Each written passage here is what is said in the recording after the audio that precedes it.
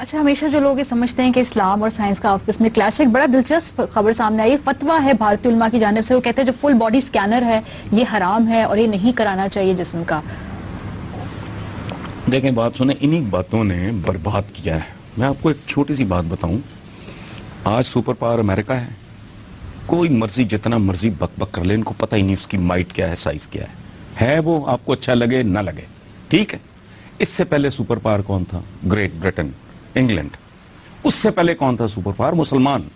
ان کو ایک فتوے نے برباد کیا تھا. کیا کہہ رہا ہوں میں؟ ایک فتوے نے، اور فیکٹرز بھی ہوں گے، لیکن شیخ الاسلام کے ملاؤں کے ایک فتوے نے مسلمانوں سے ان کے سپر پاور ہونے کا سٹیٹس چھینا. یہ ذہنیت مجرموں کی ہے. یہ کل تک کہتے تھے تصویر حرام، اب تھوبڑے لے کے ٹی وی پہ بھی بیٹھ جاتے ہیں. ٹھیک ہے، تصویر حرام ہے، ڈالر کے اوپر امریکن پریزیڈنٹ کی ہے، وہ ٹھسے ہوئے ہیں جیب میں، ٹھیک ہے، بوریاں بھری ہوئی ہیں ان سے. لاؤڈ سپیکر حرام ہے. اب سب سے زیادہ انہوں نے زندگی لوگوں کی اجیریں کی ہوئی ہے. ان کا چھوڑیں آپ. وہ جو میں کہہ رہا ہوں کہ مسلمانوں سے مسلمان سپر پاور تھے، ان کا سٹیٹس چنا کیسے ہوا؟ کیا تھا؟ 1450 میں جرمنی میں پرنٹنگ پریس ایجاد ہوا اور وائرس کی طرح یورپ میں پھیل گیا. یہ بہت بڑا انقلاب تھا حصول علم کے حوالے سے، ٹھیک ہے. ٹرکی میں شیخ الاسلام میرے سامنے آ جائے تو میں پتہ نہیں کیا کروں اس کے ساتھ. اس نے کہا یہ غیر اسلامی ہے. Printing press. اس جاہل نے فتویٰ دیا. اب کیا ہوا؟ 250 سال پرنٹنگ پریس بینڈ رہا ٹرکی میں. ویسٹ میں نالج پھیلتا چلا گیا. وہ 240 سال آگے نکل گیا ویسٹ. ٹرکی وہیں منجمد ہو گیا. اور نتیجتاً پھر وہ فرسٹ ورلڈ وار میں فیصلہ غلط ہوا، وہ اور کہانی ہے. لیکن ایک فتوے نے، یہ جو کہتے ہیں نا سالہ ایک مچھر ہے نا انڈین فلم کا، ایک فتویٰ.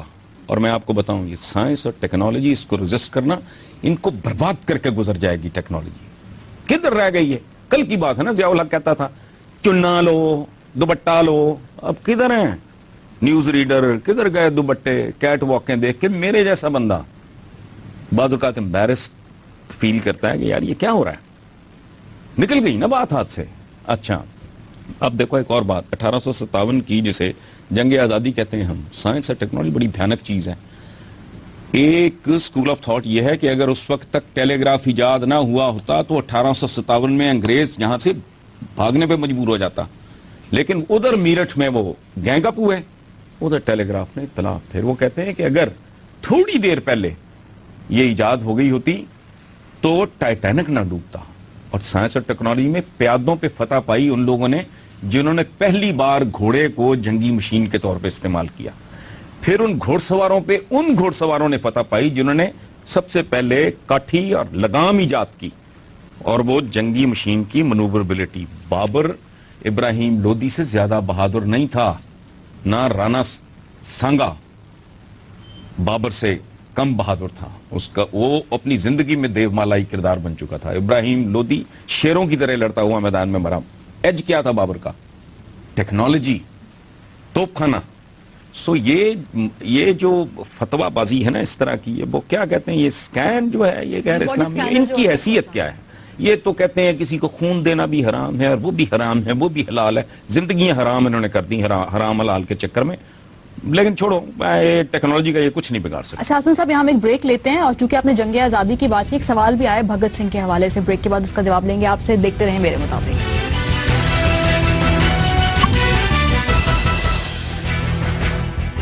ویلکم بیک ٹو میرے مطابق. حسن صاحب، 23 مارچ گزری ہے اور ہر سال یہی روٹین ہے کہ 23 مارچ کو لوگ کچھ اکٹھے ہوتے ہیں یہاں پر شادمان چوک پہ اور کہتے ہیں کہ بھگت سنگھ جو ہے، اور چونکہ اس کو یہیں پہ پھانسی دی گئی تھی، پنجاب میں ہی وہ پلا بڑا، یہاں پہ اس کو ہیرو کے طور پہ رکھنا چاہیے. اس چوک کا نام بھگت سنگھ چوک رکھیں. انڈیا سے ای میل آئی ہے، کہتے ہیں کہ انڈین پنجاب میں بہت بڑا ہیرو ہے، لیکن جہاں وہ پیدا ہوا، جہاں وہ مرا، وہاں اس کو اس کا ڈیو کریڈٹ کیوں نہیں دیا جاتا؟ دیکھیں، یہ ہمارے لائل پور کا یہ جو ہمارا ہیرو ہے، یہ میرا ہمشہر، اور مجھے تو اس پہ بہت فخر ہے. اور پچھلے دنوں وہ سینما ڈیمالش ہو گیا. اس کے پچھواڑے میں بھگت سنگھ کے ساتھی رہتے تھے اور اس کا بڑا ٹائم وہاں گزرا ہے جہاں میرا بچپن گزرا ہے. میں تو اس کو بہت بڑا ہیرو مانتا ہوں. اور دیکھیں، وہ آدمی بھی ہمارا ہیرو ہے جس نے یہاں کے مقامیوں کا قتل عام کرنے والے بندے کو इंग्लैंड जाके मारा, और जब उससे पूछा गया तुम्हारा नाम क्या है तो उसने कहा मोहम्मद राम सिंह। ये मैसेज था। इस खित्ते ने अगर तरक्की करनी है तो वो कौमें जो आपस में 100 साल की जंगें लड़ी जिन्होंने, हम तो 1000 साल इकट्ठे रहे, मिलजुल के सोचना होगा। बिल्कुल दुरुस्त बात है। ये जो हमारे इंडियन जो भाई हैं, ये जिन्होंने ये कहा है, और जो लोकल हमारे जो दोस्त और भाई ये बात कर रहे हैं कि उस चौक का नाम भगत सिंह होना चाहिए, तो ये इसके लिए एक खास तरह का दिल, एक खास तरह का दिमाग, एक खास तरह का ज़मीर चाहिए।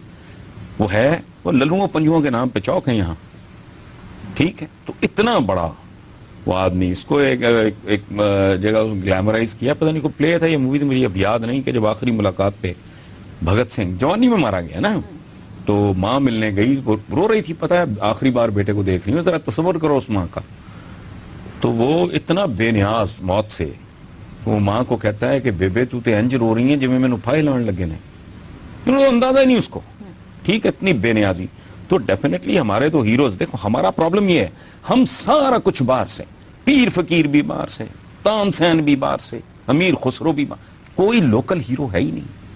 हमारा अपनी मट्टी के साथ जुड़त नहीं है, कंफ्यूज्ड लोग हैं। लेकिन जिनका ये मुतालबा है उनको चाहिए खुद पट्टा लगा दें, और जो बाज़मीर होगा वो उसे कहेगा भगत सिंह चौक, मैं उसे भगत सिंह चौक लिखा करूंगा, मेरा जिसने जो बिगाड़ना है बिगाड़ ले। लेकिन हसन साहब जिस तरह की बातें करते हैं ना, डर लगता है गद्दार का टैग ना लग जाए, बड़े आसानी से दे दिया जाता है टैग। नहीं, इनके पल्ले ही कुछ नहीं है। देखो आपके पास अगर देने को, मेरे पास, मुझे देने के लिए आपके पास ना कोई दवा है ना कोई दुआ है, सिर्फ एक गाली है ना, तो दे लो भाई, हमें तो इसकी कोई परवाह नहीं। और ये भी नहीं जानते कि गद्दार तारीख में पैदा कैसे होते हैं। ये हमने ही ठेका नहीं लिया हुआ। कभी मीर जाफर और मीर सादिक का जो साइड ऑफ द स्टोरी है वो भी तो समझो, वो कहानी क्या थी। ये कितना बदतमीज था। इब्राहिम लोदी का भी जिक्र हो रहा था, उसके भाइयों ने, उसके कजन्स ने बाबर को इनवाइट किया था, वो बदतमीज था, वो लोगों की बेइज्जतियां करता था। इसी तरह सिराजुद्दौला का रवैया, उसके करीबी तरीन रिश्तेदार उसके खिलाफ हो गए, तो गद्दारी और चीज है। इसी तरह स्पेन में उसको कौन गया था, चूंकि वो स्पेन का जो बादशाह था बदसात बेगैरत, वो अपने उमरा की बेटियों को एक्सप्लॉइट करता था। फेडरिक गालिबन उसका नाम था। और अब एक बहुत ही अहम अमीर की बेटी को जब उसने इस तरह अब्यूज किया, तो वो ही इनवाइटेड कि आओ हम अंदर से तुम्हारा साथ देंगे, इन मकरू और खबीस लोगों से, इन शैतानों से हमारी जान छुड़ाओ, जिनके हाथों हमारी बहू बेटियों की इज्जतें महफूज नहीं। सो गद्दार एवं नहीं पैदा होते। जब कोई आदमी अपनी मट्टी के खिलाफ खड़ा होता है तो वो मट्टी के खिलाफ नहीं खड़ा होता, वो जो उस वक्त उसके नुमाइंदे होते हैं, उसके ठेकेदार बने हुए होते हैं, वो जिस तरह का सलूक करते हैं, वो उसके नतीजे में वो कहता है कि अब भाड़ में जाए को गैर ही आ जाए, अपनों के हाथों जलील होने से बेहतर है। अच्छा खैर।